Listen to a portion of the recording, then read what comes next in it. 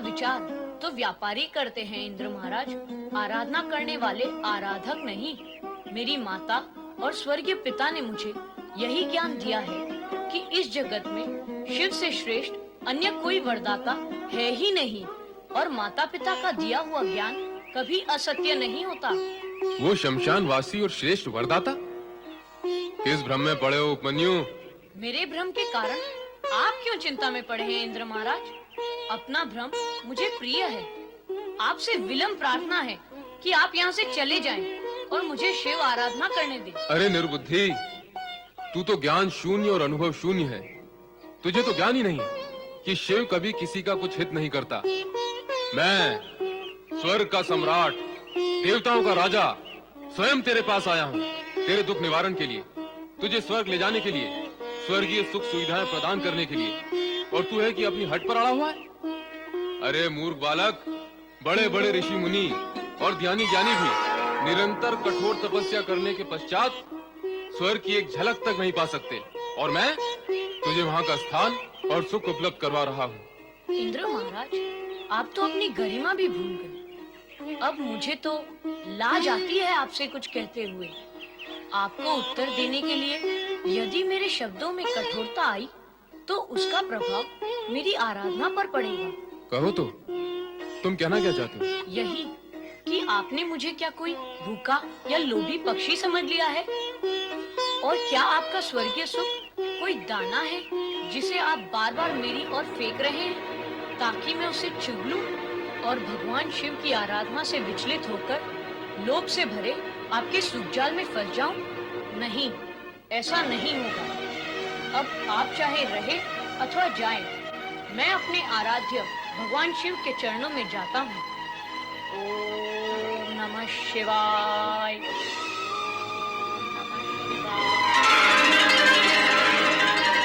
ये क्या? शिवजी ने देवराज इंद्र का रूप धारण कर रखा है। अब देवराज इंद्र की कुशल नहीं, मुझे तुरंत जाकर देवराज इंद्र को सावधान करना होगा। चलो नारद। नारायण नारायण नारायण नारायण नारायण, श्रीमन नारायण नारायण नारायण।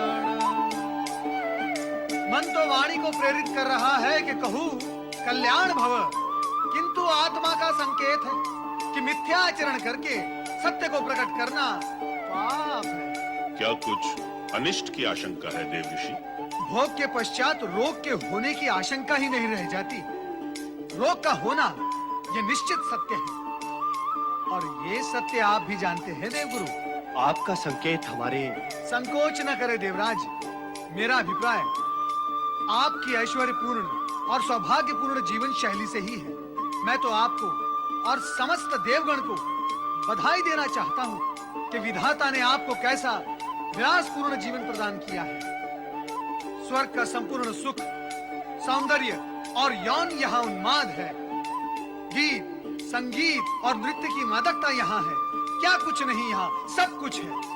ये सब तो भोग के साधन है देवर्षि, परंतु आप तो रोग की चर्चा कर रहे थे।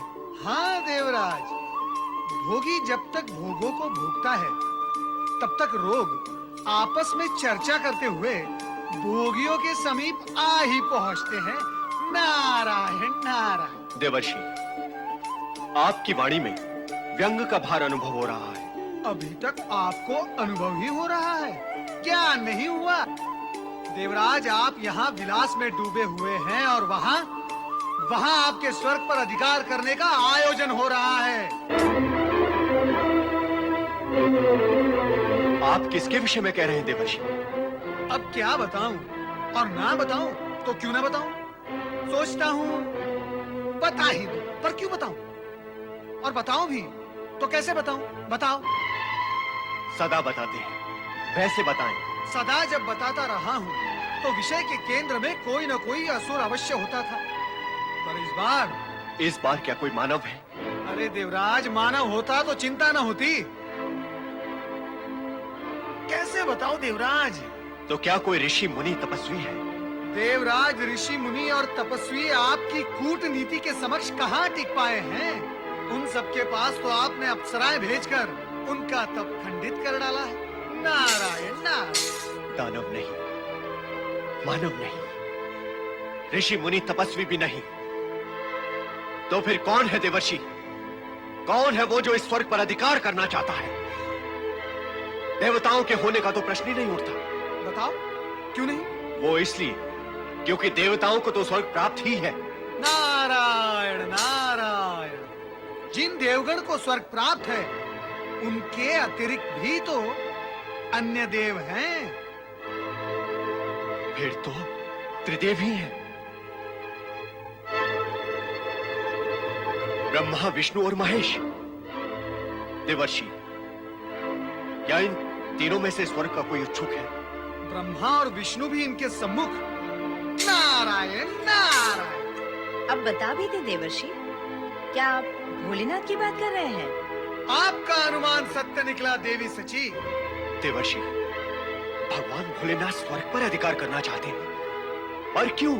क्यों? ताकि आपका यह अमोद प्रमोद और भोग विलास सदा सदा के लिए समाप्त हो जाए। मुझे नहीं लगता कि भगवान शिव शंकर ऐसा करेंगे। लगता तो मुझे भी नहीं है देवर्षि। नारायण नारायण। अर्थात आपको मेरी वाणी पर विश्वास नहीं देवराज। तो फिर आप स्वयं जाकर देख लें। कहाँ? विंध्याचल देवराज, विंध्याचल।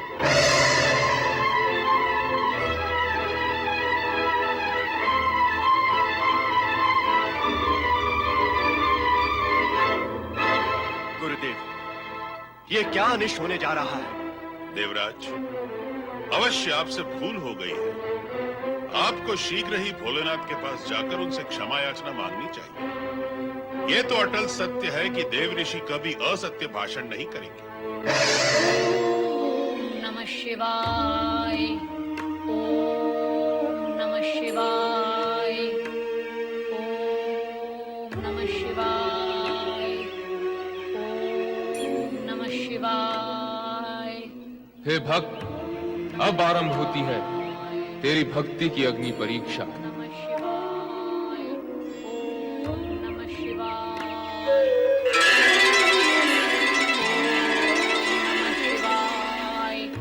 ओम नमः शिवाय। अब भी समय है रे अज्ञानी, मान ले मेरी बात, त्याग दे शिव का विचार। नहीं, प्राण त्याग सकता हूँ, किंतु भगवान शिव का विचार और भक्ति नहीं त्याग सकता। भोलेनाथ मेरे वेश में, हाथ में गदा, वस्त्र भी मेरे ही जैसे। क्या कारण हो सकता है इसका? अंतिम बार विचार कर ले अज्ञानी बालक, मैं तुझे स्वर्ग का स्वामी बना सकता हूँ।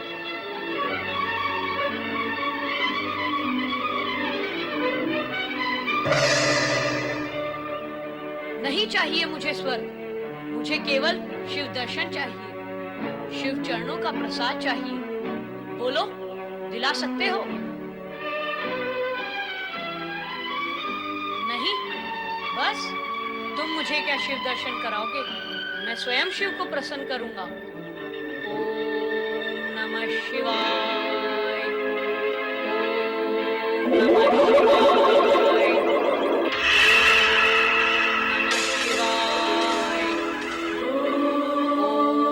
नमः शिवाय। शिवाय। ओम नमः शिवाय। ओम नमः शिवाय। ओम नमः शिवाय। ओम नमः शिवाय। ओम नमः शिवाय। ओम नमः शिवाय। ओम नमः शिवाय। ओम नमः शिवाय। ओम नमः शिवाय। ओम नमः शिवाय। ओम नमः शिवाय। ओम नमः शिवाय। ओम नमः शिवाय। ओम नमः शिवाय। ओम नमः शिवाय।